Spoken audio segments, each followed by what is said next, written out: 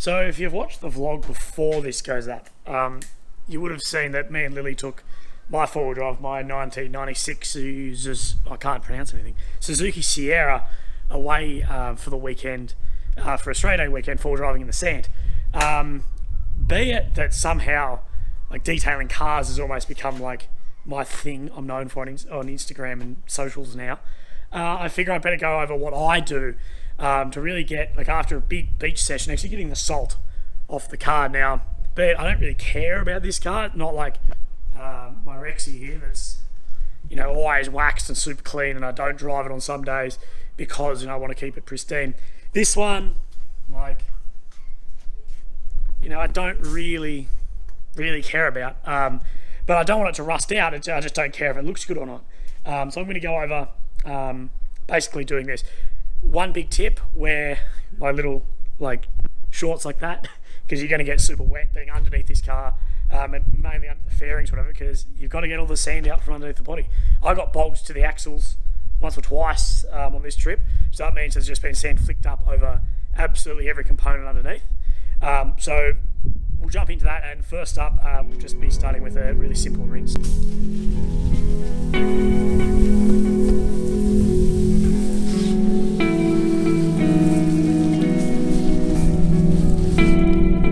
So this rinsing stage, which normally you wouldn't do in cleaning a car, is more so because I'm not worried about the sand, I'm worried about the salt. I'm trying to flood the salt, or flood the car in water, so the salt dissolves, like salt in a cup just dissolves into water. So you pretty much just flood the whole car, the salt will dissolve into the water and run off. I'm doing it not under the garage, out here, sort of in the garden-ish, so when it runs off, it just goes there, not somewhere where it can flick up now onto my Rexy. And I've done literally 20 seconds of rinsing it, and you can already see under the guards, you can already see how much sand has come off, and that was probably only 5-10 seconds actually of rinsing. So that, and then I'm going to let it dry, and then I'll snow foam it, do under it again, and consider putting a sprinkler up underneath it for like 20 minutes and just have water just absolutely flood every panel, because it's fine if some body stuff rusts out, you just don't want any components underneath to rust out, get weaker, and then snap it out on the track somewhere. So the initial flood of the car is done, and that probably gets off, you know, it probably gets 85-90% of the sand and salt off, but it's that last 10-15% that is really in those hard to get places, like under the bonnet, whatever, that we want to go. This car, being an older car, isn't that good at, you know, spraying much water under the bonnet. You can, but you've got to cover all the electronics, which I'll do in a bit. If you've got a newer like Land Cruiser or something, it should be fine, like absolutely fine, just to spray like snow foam completely over the bonnet and just spray it out. Not with high pressure, just with like a hose, like I was doing on that. But as you can see,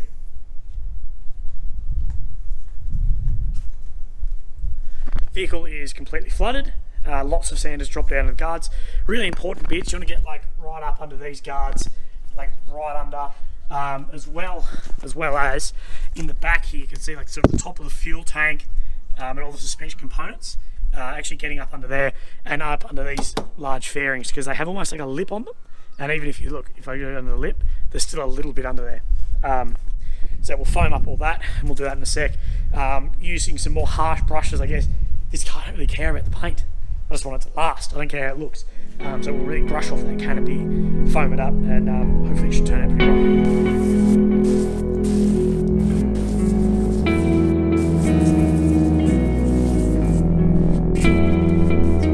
So they're now almost like a normal wash. I've just foamed on the wheels with like it's like a wheel cleaner, but in like a foamer.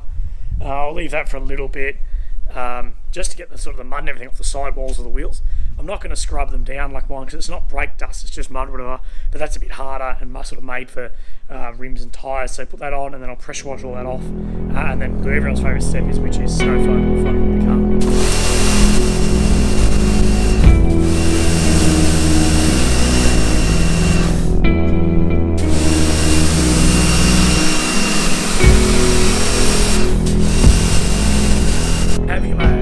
As well, I've waited till most of the car is out of the sun.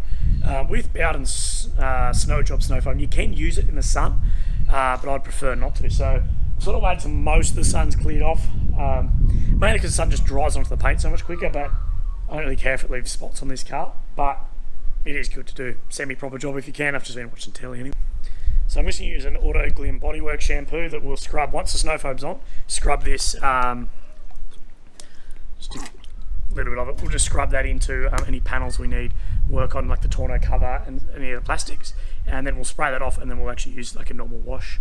The best way to get this sort of mixed up, if it's not foamy, well, it won't be foamy, instead of like using your hand, just get your pressure washer gun, stick it in.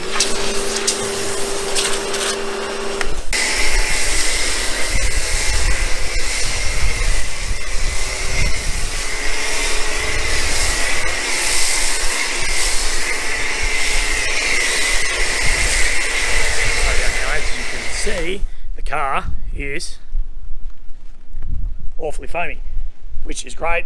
You know, don't spare on this. Snow foam's pretty cheap, and especially something like this, that will really help lift any dirt and anything out of the paint. Look, to be honest, a lot of times I just do this step and then leave it on the four-wheel drive, but I will go a step further. I'm going to just go grab some brushes so I can use that bucket and then scrub any of the plastic stuff with a more rough brush, because I won't scratch up too much, and the tonneau with even a rougher one. So I've got sort of a big nuts and guts bolt and like a sort of tire-ish one, and then I'll scrub everything off, including the roof.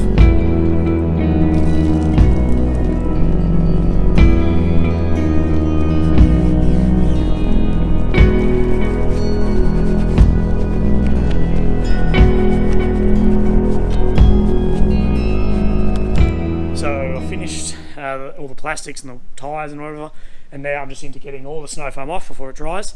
And then I'll cover up some components in the engine, and then snow foam over the engine bay, then just drain it off with just low pressure water.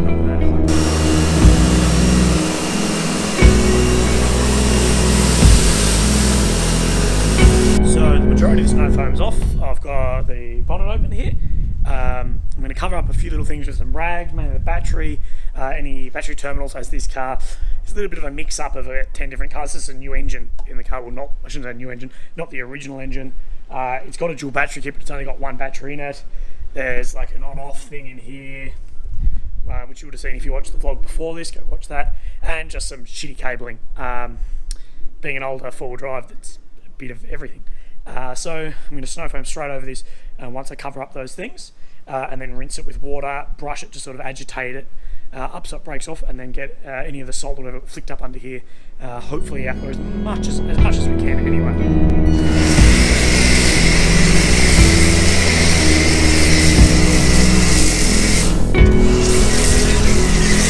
Probably one thing I forgot to mention is when you're snow foaming underneath, because it's a bit sensitive, you want to keep a little bit more distance and sort of let it float on in there. But same principle as everything else.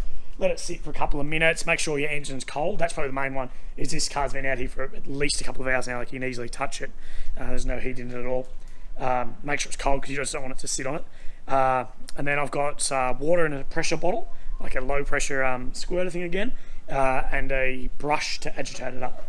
And then we'll run some of that fresh water straight over it all, and then we'll start up the car and let it actually sort of evaporate everything off the engine, making sure it starts as well, which is pretty handy.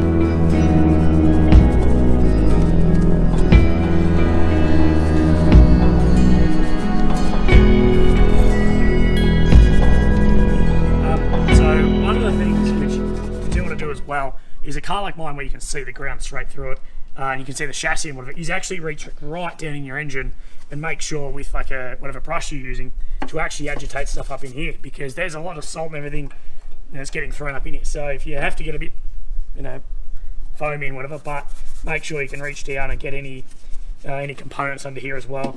You don't want the front part of the chassis rusting out or anything in here. I can even do my headers and everything under here too, as they're aftermarket headers on this car, they're a little bit easier. So I've got this little pressure squirter bottle thing, and of course it's nowhere near as high pressure as like a high pressure washer. And from here I can literally just get all the foam off. I've agitated most of it up, and this is sort of high pressure enough to sort of push it off, but then low pressure, it's not going to force its way behind any joints or anything. With four-wheel drives, if you're doing much work under here, you can see parts like this, and then that runs of 2-inch, 3-inch to 2-inch stainless steel all the way through for the intake. So stainless steel, of course, is a godsend if you're willing to fabricate it up yourself. because you don't need to worry about any of this. It will just look a bit shit after a while. So I've got just these rags and it's completely dry underneath. It doesn't matter if it's a little bit damp, it just stops any pressure getting in. A little bit of water spraying on components is fine. It's just anything under pressure can force its way into any of this plastic stuff, including some of your battery, depending on what sort you have. So these are fine, sort of dry underneath. And now I'm going to start up the car and actually let anything burn off if it needs to, and make sure it's running. As far as all this sort of foam stuff, we talked about this earlier, that will just dry like any foam will, all the heat proof stuff. One thing I missed before is make sure you clean your firewall too. That's a very important part of the car. So you're agitating up anything you can under here to get salt out. You're never going to get it perfect, at least the first time. So look, if you're really keen, if you've got a brand new bloody $100,000 Land Cruiser, do think about heading back in and doing this again in a couple of days. One thing you didn't see is I took the end, like any high pressure end off my high pressure washer, and just used it as like a squirter, because it's very low pressure at that, and it's incredibly low water flow.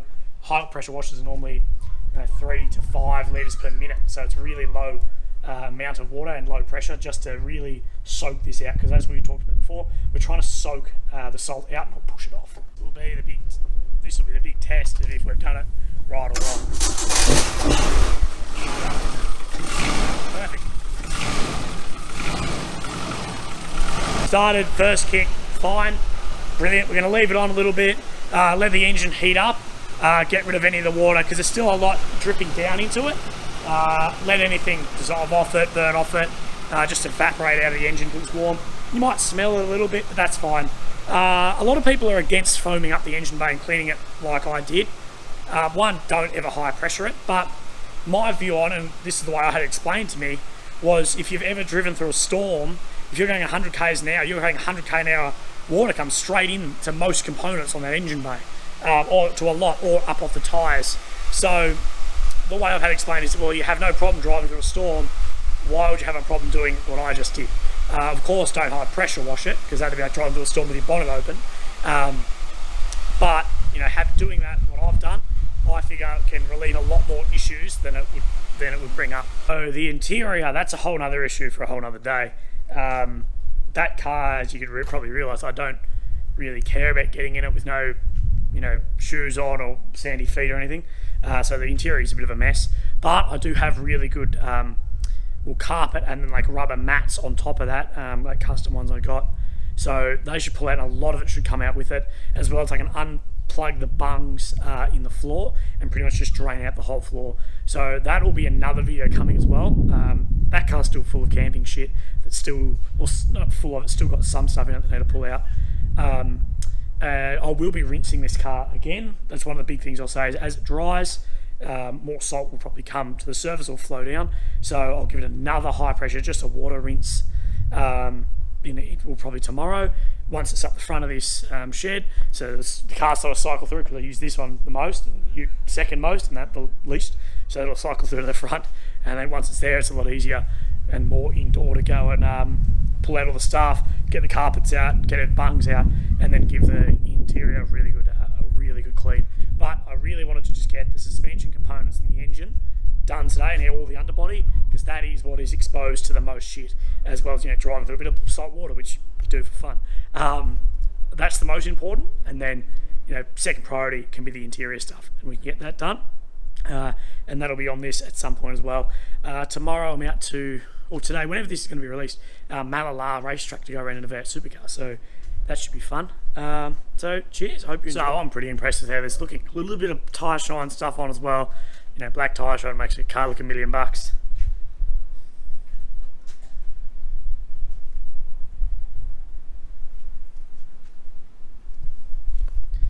Looks brilliant compared to how it was. So yeah, look, if you've got a newer car, like you're more really wary about the paint, and wanting to do like another clean, because I didn't end up doing like a 2-bucket wash method. If you're interested in that, if you go onto my profile, I've got a couple about cleaning, like say my Rexy, or probably actually the best one is either Lily's blue Mazda, or there's one called like I Detail Mum's X5M, like Beamer. They're good ones for that if you've got a newer car than this and looking to wash it more so than actually get just salt out of it. So yeah, if you watch all this, cheers, really appreciate it. So cheers, guys. I'm Matt Williams. I partied my way through high school. I joined the army straight out of school as a rifleman. I deployed to Afghanistan for 8.5 months as a crew commander at 20 and turned 21 over there. I've travelled the world twice, jumped from planes, dove under the sea, drank from shoes in over 20 countries, and I regret nothing. Returning home, in a regular doctor's checkup, I was diagnosed with an incurable, inoperable brain tumour on my 22nd birthday. Since then, I've made it my mission to enjoy my life as much as I can and show that terminal illness doesn't mean your life can't be successful, meaningful, and fucking awesome, whilst putting in as much effort as I can to raising money for brain cancer research. 12 months of chemo done, 60,000 plus donated to research, and I'm fucking happier than ever. This is my story of refinding my health and redefining terminal illness and smiling through it all.